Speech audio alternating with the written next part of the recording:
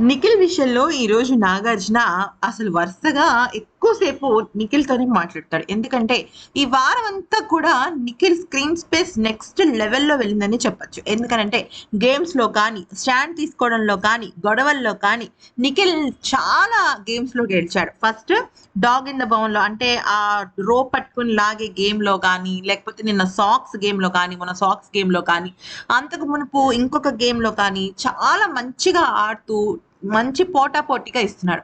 పైగా 1 వీక్ నుంచి ఫుడ్ కూడా తినకుండా జస్ట్ రాగి జావ తింటూ బాగా పెర్ఫార్మ్ చేశాడు. అయితే నాగార్జున ఇవాళ నిఖిల్‌కి మంచి ప్రశంసలిస్తాడు. "నిఖిల్ చాలా బాగా ఆడావు. మీరు ఫుడ్ టాస్క్‌లో ఓడిపోయినప్పటికీ, మీకు బిగ్ బాస్ రాగి జావ మాత్రమే ఇచ్చినప్పటికీ, మధ్యలో మీరు దోసలు తిని తప్పు చేశారు. But okay. అయినప్పటికీ కూడా నువ్వు టాస్క్స్ బాగా ఆడుతున్నావు. కానీ నిఖిల్ నీకొక విషయం చెప్పాలనుకుంటున్నాను.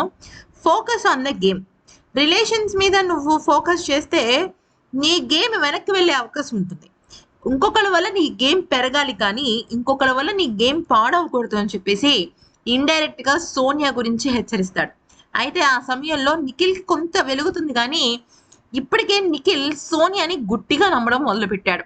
నిఖిల్ గనక సోనియాని గుడ్డిగా నమ్మకుండా తన పని తను చేసుకుంటే మాత్రం నిఖిల్‌ని మించిన మంచి గేమర్ గానీ, బిగ్ బాస్ కంటెస్టెంట్ గానీ ఉండరు.